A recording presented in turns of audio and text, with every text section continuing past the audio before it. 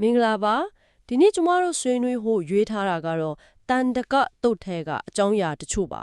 ကောတံပီပြီးကောဇတာယုံကျောင်းမှာမြတ်စွာဘုရားတည်တင်းသုံးတွေတုံးပေါ့လေအရှင်အာနန္ဒာကယဟန်တတိုက်နဲ့ဒေဝကတအိုင်ဘကြွားသွားတယ်ဟုတ်ပါတယ်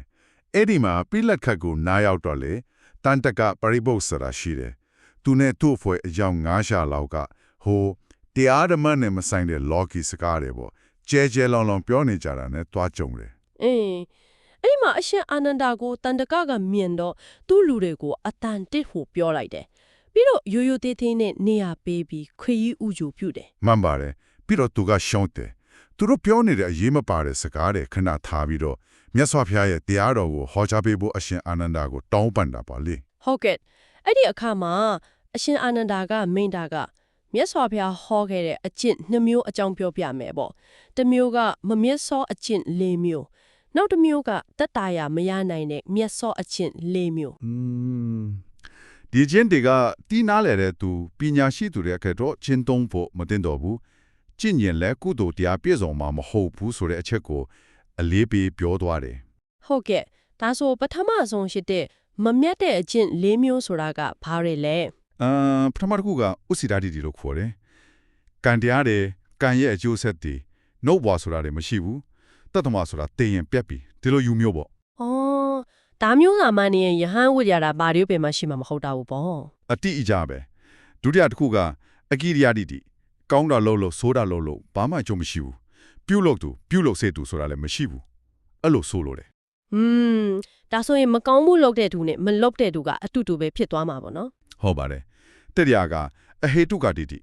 တတ္တဝါတွေစင်ကြယ်တာတို့ညံ့နွမ်းတာတို့ကဘာအကြောင်းကြောင့်မှမဟုတ်ဘူးအလိုလိုဖြစ်တာစ조사အားထုတ်မှုလုံလဝိရိယဆိုတာတွေအကျိုးမရှိဘူးလို့ယူဆတယ်အမှန်ပြောင်းလဲဖန်တီးလို့မရဘူးတန်တရားခီးစင်ကလည်းအတိုးရော်မရှိဘူးပိုင်းခြားသတ်မှတ်ပြီးတာအဲ့လိုယူဆတာဒီလိုဆိုရင်တန်တရားကလွတ်အောင်စ조사အားထုတ်နေတာတွေကအလကားဖြစ်တော့မှာပေါ့မှန်ပါတယ်ဆိုတော့လေဒီအယူလေးမျိုးလုံးကကိုဖြူတဲ့ကံရဲ့အကျိုးကိုဖြစ်စေကိုယ်တိုင်စ조사အားထုတ်မှုရဲ့တန်ဖိုးကိုဖြစ်စေတနည်းမဟုတ်တနည်းပယ်နေတာပဲ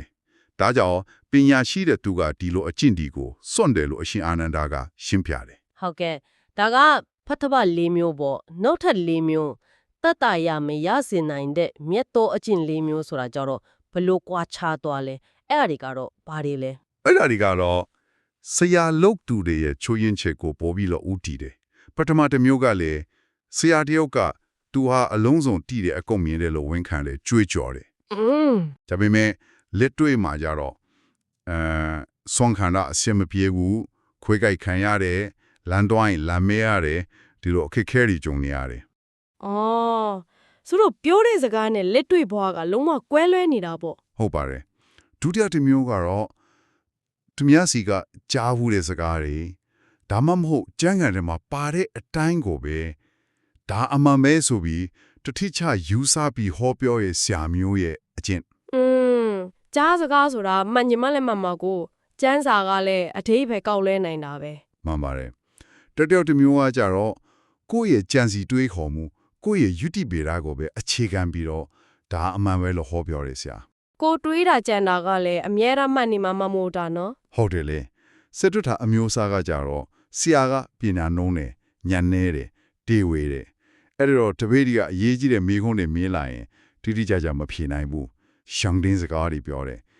ငါမျိုးသောမယူဝါဒအမရာဝိခေပလိုမျိုးပေါ့ဒါကတော့ဘာမှမရမတည်ကြတဲ့အဖြစ်မျိုးပေါ့ဟုတ်ပါတယ်ဒီဒုတိယလေးမျိုးမှာကြတော့တခုခုကိုမိခိုလွန်းတာဥပမာဆရာကိုဖြစ်စေကျမ်းကိုဖြစ်စေကိုယ်အတွေးကိုဖြစ်စေဒါမှမဟုတ်ရိုးသားမှုမရှိတာဥပမာအကုံတီဟန်ဆောင်တာရှောင်းရွေးဖြေတာတွေတွေ့ရတယ်ဆိုတော့ဒီနည်းလိုက်နေနဲ့လည်းတကယ်စိတ်တတ်တရားကိုမရနိုင်ဘူးလို့ပညာရှိတွေကသုံးသပ်ပြီးစွန့်ပယ်ကြတယ်လို့ဆိုပါတယ်ဟုတ်ကဲ့ဒီရှင်မျိုးလုံးကလမ်းမားတွေဆိုရင်မှန်ကန်တဲ့ကျင့်စဉ်ကတော့ဘယ်လိုပုံစံမျိုးဖြစ်မလဲမြတ်စွာဘုရားရဲ့နီလန်းကတော့ရှင်းပါတယ်ပထမဆုံးနီးဝရဏတွေစိတ်ရဲ့အညစ်အကြေးအနောက်အယက်တွေကိုပေရှားဖို့ကြည့်ရမယ်ပြီးတော့ဇန်လို့ခေါ်တဲ့စိတ်ရဲ့တည်ငြိမ်မှုစူးစိုက်မှုအဆင့်ဆင့်ကိုရအောင်အားထုတ်ရမယ်အဲ့ဒီကနေတဆင့်တက်ပြီးဝိဇ္ဇာ၃ပါးဆိုတဲ့အထူးတည်ဉာဏ်တွေရလာမယ်နောက်ဆုံးမှာတော့ အာတာဝေါလို့ခေါ်တဲ့ကိလေသာရင်ခံတွေကိုအကုန်စင်ပယ်တတ်ပြီးယဟနာအဖြစ်ကိုရောက်ရှိဖို့ဥတည်ပါတယ် ယဟနာဖြစ်သွားပြီဆိုရင်တည်တာတဲ့အကျိုးကျေးဇူးတွေပြောင်းလဲမှုတွေကဘာတွေရှိလာမလဲ ဟင်ယဟန္တာဖြစ်သွားတဲ့ပုဂ္ဂိုလ်ဟာအမှုကြီးနာပါးကိုဘယ်တော့မှတမင်ကျူးလွန်တော့မှာမဟုတ်ဘူးအဲ့ဒါတွေကတတ္တဝါကိုတတ်ချင်းသူများဥစ္စာခိုးယူရင်းမိတ်ထူမိပဲချင်းလင်ညာပြောဆိုခြင်းနဲ့အရင်လူဘဝကလေးကာမဂုဏ်ပစ္စည်းတွေကိုထိုးမိတင်စီခံစားခြင်းတွေပေါ့ ဒီငါးမျိုးကလေလုံးဝကင်းစင်သွားပြီပေါ့ ဟုတ်ပါပြီဒါကလွတ်မြောက်မှုရဲ့လက်တွေ့အကျိုးပဲဒါပေမဲ့တစ်ခုရှိတာကယဟန္တာဖြစ်သွားပြီမဲ့ကိုယ်မှာကိလေသာကုန်သွားပြီဆိုတာကိုအမြဲတမ်းကြီးထိနေတာတတိထားနေတာမျိုးတော့မဟုတ်ဘူး ဒါကဘယ်လိုမျိုးလဲ အရှင်အနန္ဒာကဥပပေးထားတယ်လက်သူမဟုတ်ခြေပြက်နေတဲ့လူတစ်ယောက်ခါသူ့မှာလက်ပြက်နေတယ်ခြေပြက်နေတယ်ဆိုတာကိုတစ်ချိန်လုံးစဉ်းစားနေတာမဟုတ်ဘူးလေ ဟုတ်ကဲ့ ဒါပေမဲ့သူကဆင်ခြင်လိုက်တဲ့အခါတတိပြုမိလိုက်တဲ့အခါမှာတော့ပြက်နေမှရှင်းရှင်းလင်းသိတယ်အဲ့ဒါလိုပဲယဟန္တာပုဂ္ဂိုလ်ကလည်းဆင်ခြင်လိုက်တဲ့အခါမှာသူ့ရဲ့ကိလေသာအာတဝါတွေကုန်သွားပြီဆိုတာကိုရှင်းရှင်းလင်းလင်းသိတယ်လို့ဟောကြားထားတယ် ရှင်းသွားပါရင်အရှင်အာနန္ဒာရဲ့ဒီလိုရှင်းလင်းပြသတဲ့တရားစကားကိုကြားတော့တန်တကပရိဘုတ်ကအံ့သွားတယ်သူဟာချီးကျူးတာမြတ်စွာဘုရားရဲ့တရားတော်ဟာကိုမြုပ်တာမျိုးသူတစ်ပါးကိုနှိမ်ချရှုတ်ချတာမျိုးမရှိဘူး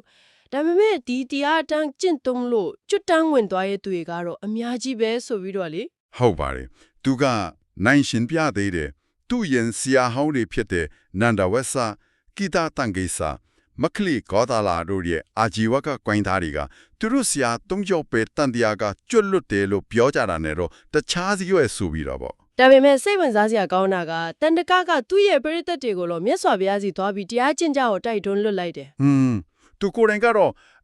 လောကမှာရနေတဲ့လဘလာဘာတွေအချမ်းရံတွေအကျော်အစောတွေကိုမစွတ်လွတ်နိုင်သေးဘူးဆိုပြီးတော့ဝန်ခံပြီးမလိုက်သွားတဲ့ဘူး ဟုတ်ကဲ့ပါဒါကတော်တော်လေးစဉ်းစားစရာအချက်ပဲနော်ဒီနေ့ခေတ်မှာလဲကိုယ်တိုင်ယုံကြည်လက်ခံထားတဲ့အယူအဆတွေကျင့်သုံးနေတဲ့နီးလန်းတွေက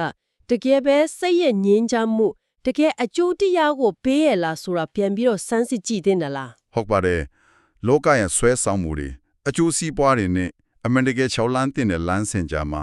ကိုယ်တိုင်ကတော့ဘလို့ရွေးချယ်မှုတွေဖုလုပ်နေမိပါသလဲဆိုတာကတော့ကိုပြန်မေးကြည့်ရမယ်မိကိုတစ်ခုပါပဲ ဟုတ်ကဲ့ပါဒီနေ့ဒီတို့ရဲ့အပိုင်းစမ်းလေးတွေကိုဆွေးနွေးရတာအကျိုးရှိပါတယ်နောက်ထပ်အကြောင်းအရာတွေနဲ့ပြန်ဆောင်ကြပါဦး